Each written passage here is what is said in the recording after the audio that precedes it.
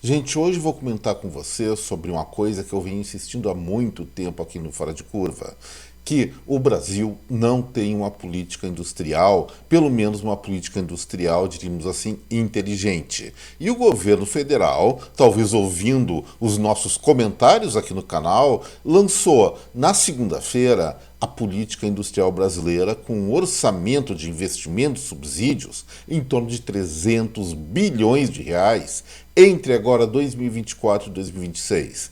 É para comemorar? Em parte sim, porque finalmente algum governo brasileiro está se preocupando com o desempenho das fábricas do nosso país. Mas, por outro lado, eu tenho que afirmar que os pressupostos que eles estão tomando para implementar o desenvolvimento industrial manufatureiro do Brasil estão muito errados e essa tal da política industrial é quase certo que 90% dela vai acabar sendo um dispêndio desnecessário ou infrutífero de dinheiro. Eu vou mostrar para vocês por que isso. Meu nome é Eduardo Starosta e esse é o canal Fora de Curva. Bom, para começar a conversa eu vou contar uma historinha da minha vida. No início desse século eu morava lá em Brasília, acho uma cidade fantástica, não me relacionava pelo menos a maior parte do tempo com os teus poderes, usava ali como uma base para as minhas consultorias ao redor do Brasil, e teve um dia que eu fui chamado aqui para Porto Alegre para uma entidade empresarial. A ideia deles era me mostrar um projeto que eles tinham de desenvolvimento competitivo para o Rio Grande do Sul. Eu olhei o projeto deles, folhei, li meticulosamente, conversei com as pessoas envolvidas na formulação daquele documento e falei, olha, para vocês terem feito um documento desses, eu aposto que pegaram 4 dias, 3 dias numa inserção num hotel, não conversaram com ninguém e juntos fizeram um workshop de vocês mesmos para elaborar esse documento. Ficaram nesses dias em reunião dedicados a fazer essa introspecção para criar esse programa de desenvolvimento setorial do Rio Grande do Sul. Eles chegaram, olharam para mim meio impressionados. Mas a gente não ficou 3 dias, não, a gente ficou 5 dias. E aí eu respondi para eles. Bom, nisso eu errei. Mas o cerne da questão é o seguinte: vocês se fecharam no lugar e esqueceram de olhar para uma coisa que está ali logo depois que se abre a janela, a realidade. Em resumo, gente, não adianta ter ideias mirabolantes ou brilhantes em 4 paredes se essas ideias não interagem com a verdade dos fatos, com o dia a dia da vida das pessoas. E mais ou menos é isso que está acontecendo com essa atual proposta de política industrial do governo brasileiro. A intenção, sim, evidentemente é boa, mas a maneira como eles estão pensando de implementar o desenvolvimento das fábricas do Brasil é que está muito equivocado. Primeiro, eu não posso negar que grande parte do diagnóstico do governo federal está sim correto. E nesse diagnóstico eles partem de 3 premissas. Primeiro, que o fortalecimento da indústria brasileira é chave para o desenvolvimento sustentável do Brasil, dos pontos de vista social, econômico e ambiental. Segundo, que o Brasil passou a enfrentar um processo de desindustrialização precoce e acelerado a partir dos anos 80, com primarização da estrutura produtiva e encurtamento e fragilização dos elos da cadeia. Terceiro, que as exportações do país estão concentradas em produtos de baixa complexidade tecnológica, limitando os ganhos de comércio do Brasil. Bom, o primeiro argumento para mim é mais retórica, e o segundo e terceiro argumento eu não sou forçado, mas tenho o prazer de concordar com os técnicos do governo federal, porque eu venho falando sobre esses aspectos há muito tempo aqui no nosso canal. Mas aí eles, continuando esse texto de introdução, eles colocam seus principais objetivos, que são 3. Número 1, estimular o progresso técnico e, consequentemente, a produtividade e competitividade nacionais, gerando emprego de qualidade.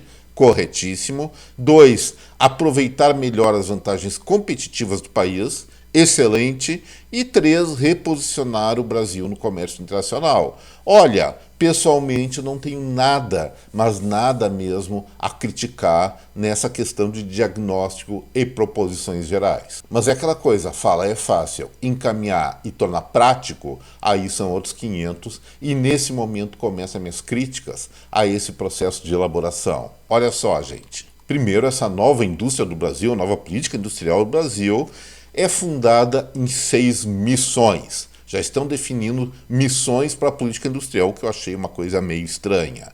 Qual é a missão número 1? Cadeias agroindustriais sustentáveis e digitais para segurança alimentar, nutricional e energética. Espera aí. Nós vamos ter como missão de política industrial cadeias agroindustriais sustentáveis. Quando eles abordaram a política industrial, pelos pressupostos deles, eu imaginava que o foco era competitividade. Era desenvolver produtos globais aqui no Brasil, gerando emprego, gerando riqueza e competitividade internacional, e o resto vem depois. É esse o conceito que eu tenho de uma indústria eficiente. Mas aí eles colocam cadeias agroindustriais sustentáveis. Sustentáveis é aquela história de ambientalmente corretos e digitais. Vocês querem comer um alface feito por uma televisão? Espera aí, o que é esse digital na agroindústria? Tem que definir. E segurança alimentar? Segurança alimentar não parte da indústria, sim parte de conhecimento nutricional. Uma indústria não vai produzir sozinha todo o complexo de necessidades de proteína, carboidratos, lipídios, glicídios e vitaminas que o corpo humano precisa. Então, essa história de segurança alimentar dentro da indústria, não sei para que serve. E aí, então, nessa missão 1, cadeias agroindustriais sustentáveis, eu já coloco um pouco minhas barbas de molho, tem muito de ideia, tem muito de utopia numa questão que deveria ser muito prática. O Brasil, sim, é um grande produtor de alimentos e não processa industrialmente tanto esses alimentos, acaba exportando grande parte deles in natura, e isso denota assim, uma falta de aproveitamento de matéria-prima que poderia gerar muito mais benefícios para o nosso país. Mas não é assim, não é tornando uma indústria sustentável e digital que isso vai acontecer, ou mesmo simplesmente equipar melhor a agroindústria, pequenas propriedades por equipar. Então essa missão 1 para mim já está bem descaracterizada de um objetivo realmente funcional de política industrial. A missão 2, complexo industrial de saúde resiliente para reduzir as vulnerabilidades do SUS e ampliar o acesso à saúde. Espera aí, eu estou falando de indústria.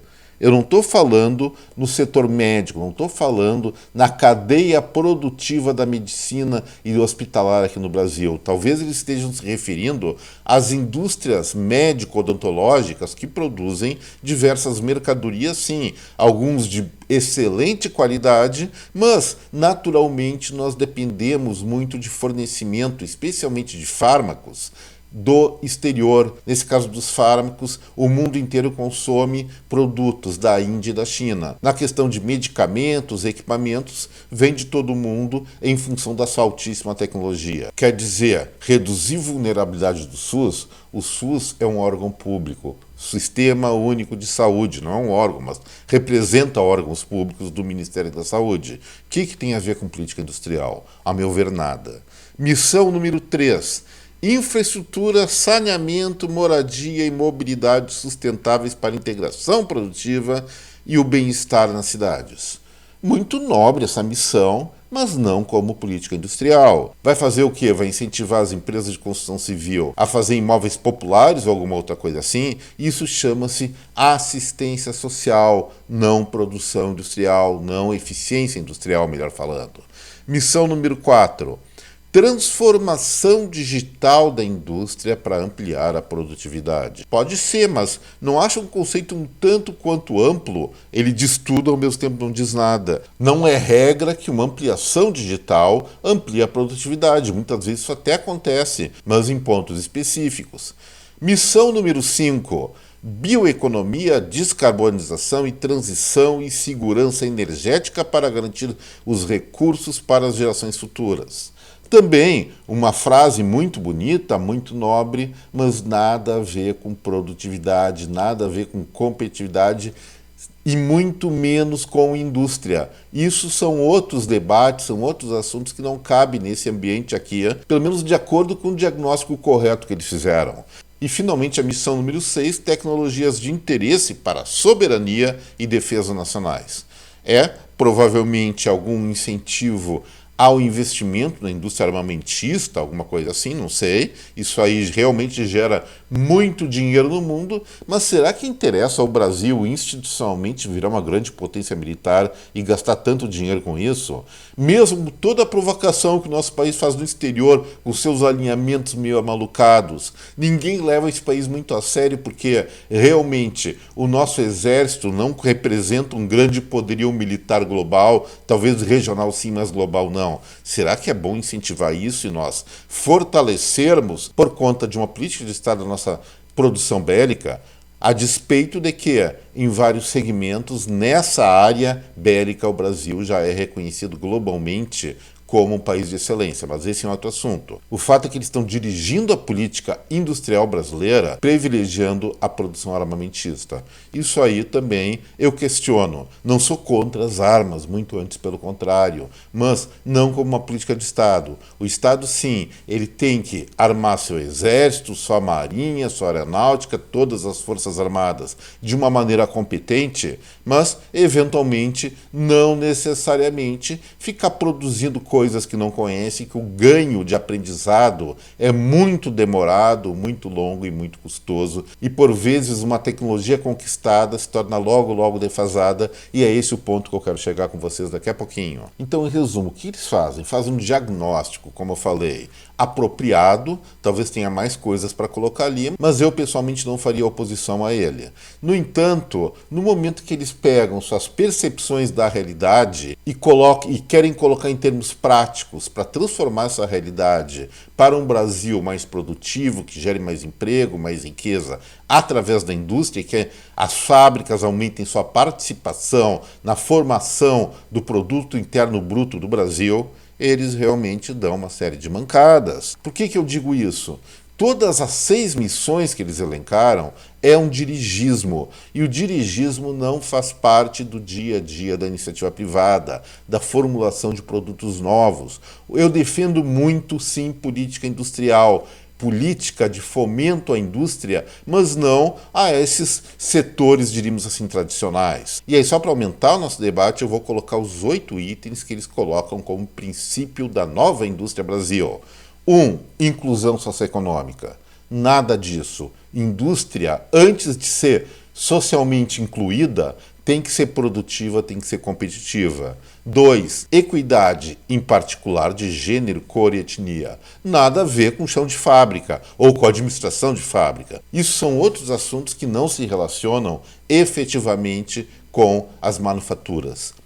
3. Promoção do trabalho decente e melhoria da renda. Isso aí também, apesar de desejável, objetivamente não tem nada a ver com a melhoria do quadro competitivo da indústria brasileira. 4. Desenvolvimento produtivo, tecnológico e inovação. Até passa, mas não dentro desses parâmetros. 5. Incremento da produtividade e da competitividade, ok. 6. Redução das desigualdades, incluindo as regionais. Isso aí não é causa, é sim consequência do desenvolvimento. Está errado ter isso. 7. Sustentabilidade. Outro assunto, meio ambiente é uma coisa, competitividade é outra. Sim, se interseccionam, mas não no momento de formular uma política de melhoria competitiva. E 8. Inserção internacional qualificada.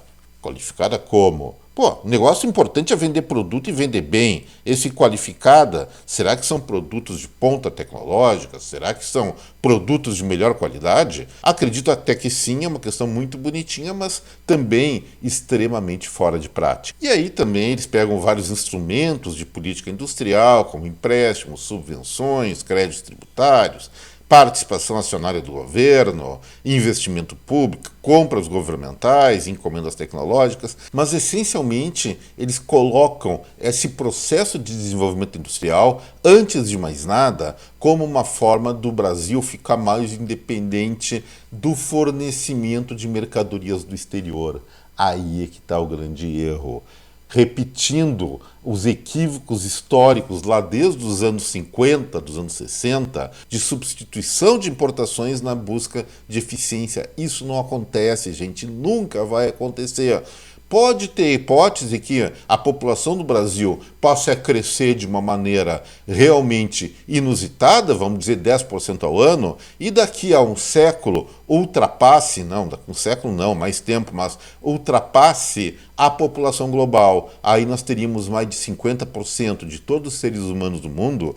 Então teríamos, em tese, mais de 50% dos cérebros do planeta, pelo menos cérebros humanos, e com isso nós teríamos mais condições de elaborar produtos ou ideias e inovações científicas, tecnológicas, que nos dessem sim a propriedade de competir de igual para igual com o mundo. Mas a verdade é que a população brasileira atualmente corresponde a apenas 2,5% de todos os seres humanos do mundo. E evidentemente, a nossa probabilidade de gerar inovações, pelo menos por indivíduo, não considerando aqui educação, que senão as chances caem mais ainda, é de 2,5%. Vamos competir internamente para substituir conhecimento externo com 97,5% do resto do mundo? Acho que não dá pé, gente. Então, só para concluir a questão e encerrar o vídeo de hoje, em primeiro lugar, o diagnóstico de quem elaborou essa política industrial, eu não posso dizer que esteja errado. Porém, os encaminhamentos são uma atrapalhada que vai significar jogar dinheiro fora. E o Eduardo Starosta aqui, o que pensa sobre esse assunto? Eu penso o seguinte, como eu falei na introdução desse vídeo, não adianta nós nos fecharmos em um cubículo, fazermos uma reunião com as pessoas mais inteligentes do mundo, se esses seres humanos não têm contato, pelo menos naquele momento, com o resto do planeta, com a realidade que acontece fora dos seus achismos. E foi isso que acabou acontecendo na formulação, provavelmente aconteceu isso, na formulação desse documento que vai gerar um investimento em tese de 300 bilhões de reais do Brasil, do governo brasileiro, via BNDES principalmente, entre 2024 e 2026. Não, gente, eu digo o seguinte, a boa política industrial, em primeiro lugar, parte, sim, de questões institucionais, para liberar exatamente as fábricas de entraves provocados pelo próprio setor público. Estou falando de burocracia, estou falando de impostos, redução de tudo isso, além de várias soluções de infraestrutura para escoamento, comunicações e outras várias coisas. Mas no campo de formulação de produtos, não adianta dizer, eu quero ser bom em agronegócio. Nós já somos bons nisso, mas quero ser melhor. Não adianta o governo dizer isso. Não adianta também o governo querer maior autonomia na área médica ou em qualquer área que seja. Política industrial do século XXI e consequente é o quê? É encontrar vários dos gênios que tem aqui no Brasil, não só empresariais, mas cientistas e também aqueles inventores malucos de fundo de quintal, e potencializarem o poder criativo deles para, assim, gerar mercadorias, produtos de consumo global que sejam desejados mundialmente. Aí o dinheiro vem, aí o desenvolvimento vem, e é isso que os países fazem. Estados Unidos, Coreia, União Europeia, sim, tem algumas prioridades estratégicas, especialmente na parte militar, por exemplo, porque são nações ativas nesses conflitos geopolíticos. Nós não, mesmo como eu falei, que temos, sim, várias indústrias de armamento de excelência aqui no Brasil. Porém, o fundamental é que os países que atualmente ganham dinheiro, prosperam, não são aqueles que são dirigidos pelo Estado, e sim apoiam a inventividade como Coreia do Sul. Estou falando o quê? Vou repetir. Se é para incentivar, incentiva quem cria o novo, com potencial de gerar grandes empreendimentos, grandes realizações. Vamos pegar só o exemplo de uma pessoa que eu admiro muito, tem gente que não gosta, Elon Musk. O sujeito teve a genialidade de criar a Tesla, a SpaceX, a Starlink e uma outra empresa que vai produzir chips para colocar no cérebro, se não me engano, para corrigir eletricamente problemas de locomoção e outros problemas do corpo humano. Gente, um sujeito desses faz parte de alguma política industrial? Não, não faz parte. Ele é simplesmente aquela pessoa fora de curva, como existem várias outras no mundo e no Brasil, que tem o poder de inovar, e inovar no sentido de, sim, melhorar a humanidade e ao mesmo tempo ganhar muito dinheiro, e o resto das preocupações de sustentabilidade, equidade, ambientais, isso aí é para um segundo momento, não para a formulação de produtos competitivos que conquistem o mundo e gerem, sim, riqueza para o Brasil, gerem emprego, gerem renda, gerem prosperidade. Então, se tem esses 300 bilhões disponíveis, que eu não acredito que seja assim no mole, podiam pelo menos separar uma boa parte deles para investir em gente inovadora, em gente que quer fazer algo que não foi feito antes. Claro, grande parte dessas iniciativas vão fazer água, vão simplesmente não ser bem-sucedidas, mas aquelas iniciativas que tiverem sucesso certamente vão compensar de uma maneira muito maior o dinheiro perdido daquelas que realmente fracassaram, e isso faz parte do jogo. A questão é a seguinte: política industrial de hoje não é foco, é entender o mundo, entender o que o planeta quer e fornecer para essas pessoas desse planeta o que elas desejam consumir. Nada mais que isso, e um apoio institucional nesse sentido, no sentido de realmente promover os inovadores, é o que deveria ser a política industrial brasileira. Não ficar subsidiando novamente aqueles velhos setores, aqueles velhos segmentos industriais que já comprovaram durante décadas e décadas que não têm capacidade empresarial, executiva e mental para criar o novo, para se tornar algo relevante em termos mundiais. Espero que eu tenha me feito entender nessa questão sobre política industrial. Penso muito diferente no que se refere à sua execução do governo federal. Repito, iniciativas privilegiando a inovação têm muito mais chance de gerar algo de positivo para o país, e me despeço de vocês lembrando ou solicitando que cada um deixe seu like, o compartilhamento desse vídeo com a sua rede de contatos, e aos que estão assistindo Fora de Curva pela primeira vez, eu faço o convite para inscrição no canal. Gente, um forte abraço a cada um de vocês, até breve, tchau pessoal!